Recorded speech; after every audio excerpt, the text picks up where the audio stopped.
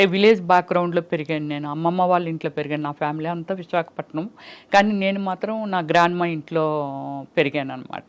Nearest ఏ కోడూరు అని అక్కడ study చేశాను అనమాట. 10th క్లాస్ వరకు అక్కడ చేశాను. తర్వాత ఇంటర్మీడియట్ దేవరాపల్లి అని, అంటే విలేజ్ బ్యాక్గ్రౌండే అంతాను. సో ఆ చిన్నప్పుడు ఏమిటంటే ఈ బెగ్గర్స్ వాళ్ళు మన ఇంటికి వచ్చి అడుక్కోవటం ఇలా ఉంటుంది కదా, అలాంటి వాళ్ళకి హెల్ప్ చేయడం. నా ఫ్రెండ్స్ ఎవరైతే ఉన్నారో, ఏది 5th స్టాండర్డ్లో చదువుతున్న ఏజ్లో ఈ ఎస్సీ అమ్మాయిలు కానీ ఇలాంటి వాళ్ళకి, అయ్యో వాళ్ళు ఏంటి మనం తిన్నట్లేరు మనం ఉన్నట్లేరు అని అనుకొని వాళ్ళకి చాటుగా అవి ఇవి ఇచ్చేయటం. అంటే ఉంది, అది నాకు చిన్నప్పుడే ఉంది.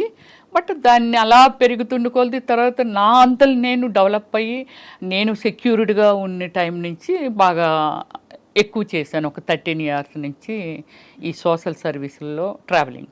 సో సోషల్ సర్వీస్ అనేది ఒక పెద్ద, అదొక complete mind set. But before that మీ సినిమాలు చాలా ఇంట్రెస్టింగ్, మీరు వేసిన క్యారెక్టర్స్. మీ ఫస్ట్ సినిమా నటన ఎలా మొదలైంది అసలు? అంటే యాక్చువల్లీ నేను ఎక్కువ బుక్స్ స్టడీ చేసేదాన్ని. స్టడీ చేసినప్పుడు ఈ నవల్స్ ఇవన్నీ చదువుతుండేదాన్ని. నెక్స్ట్ మంచి మంచి మన ఎండమూరి వీరేంద్రనాథ్ గారు అలాంటివన్నీ నవల్స్ అవి అలా చూస్తుండేదాన్ని. అప్పుడు నాకు, నేను చిన్నదాన్నే, ఏది 6th స్టాండర్డ్ చదివినప్పటి నుంచే ఈ పిచ్చి నాకు బాగా. సో ఈ శ్రీదేవ్ గారు, విజయశాంతి గారు ఇలా ఉంటున్నప్పుడు 6th స్టాండర్డ్లో హై స్కూల్ టైంలోనే నాకు చాలా లాంగ్ హెయిర్ ఉండేది, ఫేర్గా ఉండేదాన్ని, బాగానే. అంటే 6th స్టాండర్డ్ అంటే మెచ్యూరిటీ కూడా లేని ఏజ్ అది. బట్ ఆ ఏజ్లోనే కామెంట్స్ అనమాట, అబ్బా నువ్వు చాలా అందంగా ఉంటావు, నువ్వు శ్రీదేవి అయిపోవచ్చు, నువ్వు విజయశాంతి అయిపోవచ్చు, ఇలా అనమాట. అది నా బ్రెయిన్లో బాగా ఫీడ్ అయిపోయింది. సో అలా ఏజ్ పెరుగుతున్న కొలది నాకు ఈ లోపల ఉండిపోయింది. కానీ it's a very nice family background. Cinema background అనేది కొంచెం కూడా లేని ఫ్యామిలీ అది. అంటే cinema nice family background, cinema background లేదంటే సినిమా నైస్ కాదనుకుంటా. నో, దానికి చాలా వ్యతిరేకంగా మాట్లాడిన మనిషిని. అంటే సినిమా అంటే తప్పు కాదు, సినిమా ఏంటనేది మళ్ళీ మీకు చెప్తాను స్వప్న గారు, తప్పకుండా. అయ్యో 100% ఆ పాయింట్ మీకు మళ్ళీ మీరేంటంటే, అంటే సినిమా ఇండస్ట్రీతో కాకుండా కాదు, ఇంటిలోంచి లేడీస్ని మామూలుగా బయటకు రానిచ్చేవాళ్ళు కాదు. నేను చదువుకోవాలనుకున్నా సరే మాకు ఆ రోజుల్లోనే అంబాసిడర్ కారు ఉంటే అక్కడికి పంపించేవారండి డ్రైవర్నిచ్చి. మా ఊర్లో లేదు కాబట్టి, హై స్కూల్ లేదు కాబట్టి.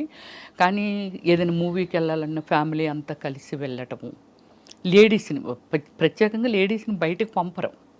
కానీ నాకు ఇది ఒకటి ఇంట్రెస్ట్ అలా పెరిగిపోతుంది. 10th క్లాస్ అయిపోయిన తర్వాత నాకు జిల్లా పరిషత్ చైర్మన్ కృష్ణమూర్తి గారు అనేసి వాళ్ళ అమ్మాయి పద్మప్రియ అని ఒక ఆమె ఉంది, నాకు మంచి క్లోజ్ ఫ్రెండు. నా భావాలన్నీ తనతో షేర్ చేసేదాన్ని. సో చేసినప్పుడు మరి ఏం చేద్దాం అనుకుంటున్నాను. Actually my name original name Sujatha. So మరి ఏం చేద్దాం అని అనుకుంటున్నాను. లేదు నేను ఎలా అయినా చేయాలి. చెన్నై వెళ్ళాలంటే నాకు లాంగ్వేజ్ రాదు అంటే అప్పటికి ఆల్మోస్ట్ నేను 97లో వచ్చాను, ఇక్కడికి వచ్చేసింది ఇండస్ట్రీ. సో నేను వెళ్ళాలి.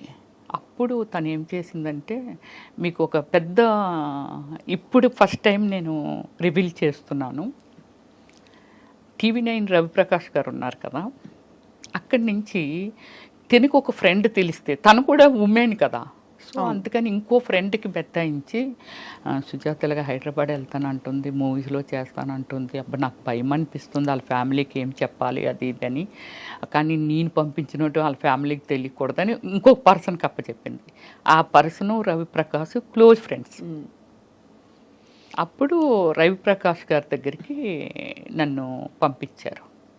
So travelling it very short time, ఒక 3 days ఎంతో రవిప్రకాష్ గారితో ట్రావెల్ చేశాను. నన్ను బండి మీద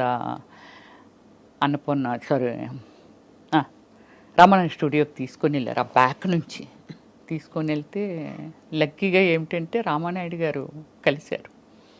షూటింగ్ జరుగుతుంది, ఏదో తాత మనవడు సంథింగ్ ఏదో రిసీవ్ చేసుకున్నారు. ఇప్పటికీ రాజా ఉన్నాడు, రాజా తెలుసు, ఎగ్జిక్యూటివ్ మేనేజరు. సో రాజా లోపలికి ఆయన దగ్గరికి తీసుకెళ్తే, ఏమైనా డ్రామాలు అవి చేసావని అడిగారు రామానాయుడు గారు. అన్నిట్లకి నాది ఏంటంటే వాయిస్ లేదు, ఇదే అన్నిట్లకి ఇదే. నీకు మాటలు వచ్చా అని అడిగారు. అన్నీ అడిగారు, ఫోటోలు ఉన్నాయి, కొన్ని ఫొటోస్ ఉన్నాయా, లేదు. ఎక్కడి నుంచి వచ్చావు? వైజాగ్ నుంచి. మీ పేరెంట్స్ ఏం చేస్తారు అని అడిగారు. సార్ మా అన్ని గోల్డ్ బిజినెస్లు అవి సార్, డాడీ కూడా పొలిటికల్ ఫార్మరు, ఇవన్నీ చెప్పాను. మంచి కుటుంబం నుంచి వచ్చావమ్మా, వెళ్ళిపో, నీకేం తెలియదు, ఫోటో లేవు, ఎక్కడ చెయ్యలేదు, డాన్స్ రాదంటున్నావు, ఏది రాదంటున్నావు కదా, వెళ్ళిపో అని. లేదు సార్ నేను వెళ్ళను సార్, వచ్చేసాను సార్. అప్పుడు ముప్పలేని శివ గారు తాజ్మహల్ సినిమా పెద్ద హిట్ ఇచ్చారు. ఆయన మన జర్నలిస్ట్ కాలనీలో వేరే మూవీ కాకినాడ ప్రొడ్యూసర్తో మూవీ స్టార్ట్ చేస్తున్నారు. నేను వెళ్ళేసరికి అలీ, అనంతో, వంశీ గారు ఫ్రెండు, వాళ్ళందరూ అక్కడ ఉన్నారు. నేను వెళ్ళేసరికి డైరెక్టర్ గారు లేరు. ఏంటమ్మాయి సినిమాలు చేయటానికి వచ్చామని కింద మీద చూస్తే వచ్చానన్న. నేను డైరెక్టర్ రమ్మన్నారా అన్నారు. రామానాయుడు గారు పంపించారు సార్ అని. నన్ను కొంచెం ఏమొచ్చు నీకు, ఏం చేస్తావు నువ్వు, ఎర్రబస్సు ఎక్కువ వచ్చేసావా, ఇలా మాట్లాడేవాళ్ళు.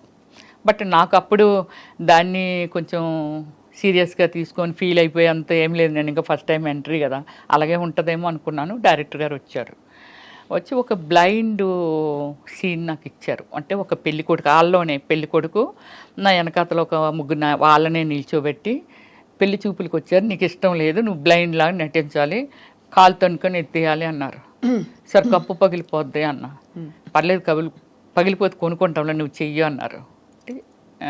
అంటే అప్పటికి మీరు ట్యూనింగ్లో ఉన్నారు, యాక్టింగ్ అంటే ఇలా ఉంటుంది అని? లేదు, అసలు నాకు తెలీదు, చేసేసాను అంతే. చేసేసాను. అంటే కప్పు పగిలిపోయినా పర్వాలేదు అన్నారుగా, చేశాను. బట్ వెంటనే ఆయన కోరుకున్న ప్రీడ్ మూవీ స్టార్ట్ చేశారు. వితిన్ 15 డేస్లోనేదో.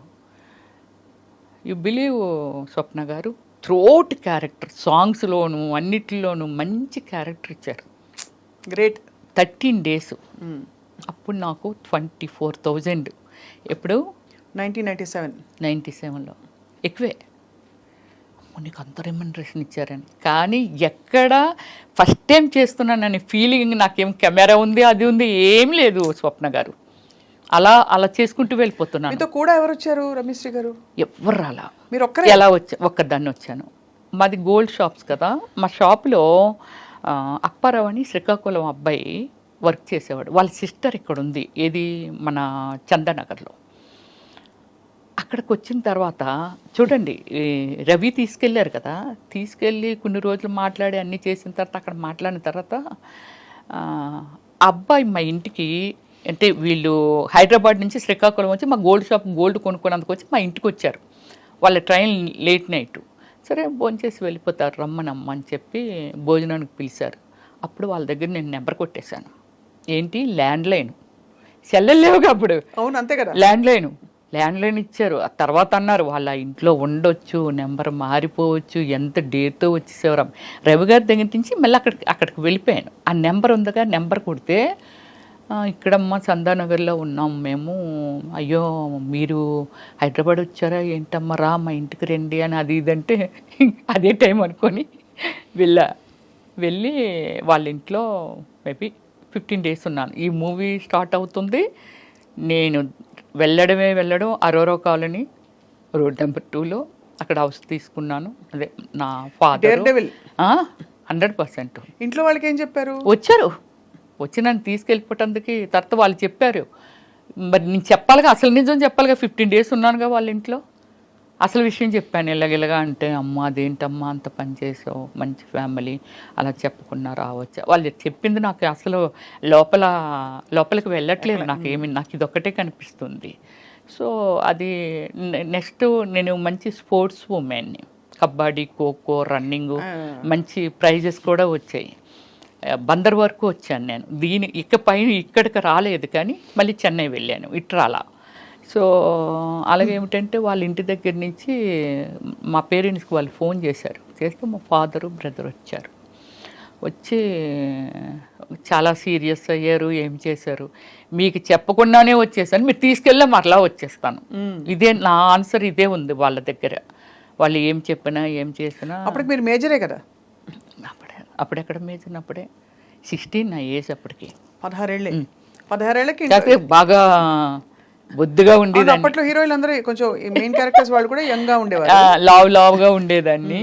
సో అప్పుడు డాడీ వాళ్ళు చెప్పినా ఏం చేసినా నేనైతే రాను అంటే, అనకూడదు ఆ వాడు.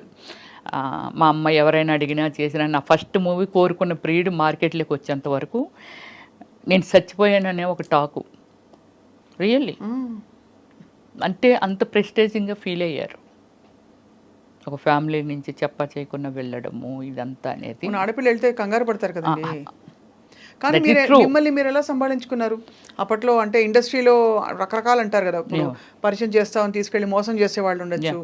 ఇండస్ట్రీలో చాలా మంది ఇలాగా, అంటే ఇవన్నీ వినడమే మనం. అవును. కానీ అఫ్ కోర్స్ చాలా మంది గొప్ప నటీమణులు, గొప్ప సక్సెస్ఫుల్ అయిన ఆర్టిస్టులు వందల మంది ఉన్నారు, వేల మంది ఉన్నారు. మీ ఎక్స్పీరియన్స్ ఏంటి రమేశ్రీ గారు? నేను స్వప్న గారు ఫస్ట్ నుంచి సమ్ లైక్ వెరీ లిమిటెడ్ ఉమెన్ని, ఇన్ని లాంగ్వేజెస్, ఒక 400 పైన మూవీసు, ఇన్ని చేసి ఇన్ని జాతీయ అవార్డులు, స్టేట్ అవార్డులు, is a dare and dash. నా కైండ్ ఆఫ్ యాక్టర్స్ ఎవరు సినిమా మేకింగ్ చేసిన వాళ్ళు ఇంతవరకు లేరు. కథ, స్క్రీన్ ప్లే, డైరెక్షన్, ప్రొడ్యూసింగ్ అన్నీ నేనే చేసుకొని సినిమాని కూడా రిలేట్ చేయగలిగాను అని అంటే, so world wise very famous అయిపోయాను ఓమల్లి తర్వాత. అందరూ రవివర్మ పెయింటింగ్స్ అన్నారు కానీ నేనని ఎవరు అనలేదు. అమ్మాయి కాదు రవివర్మ పెయింటింగ్స్ అని. పెద్ద పెద్ద రాసి మూవీస్ నరసింహరావు గారు కానీ, రామానాయుడు గారు కానీ, పెద్ద వాళ్ళు అందరూ అన్నారండి. రాఘవేంద్రరావు గారు కూడా ఆ పోస్టర్లు చూసి, ఇట్లా అమ్మాయి కాదు పెయింటింగ్స్ అవి అని వాళ్ళంట. అంటే పబ్లిసిటీకి పెయింటింగ్ చేయించని అనుకున్నారు. అదే కానీ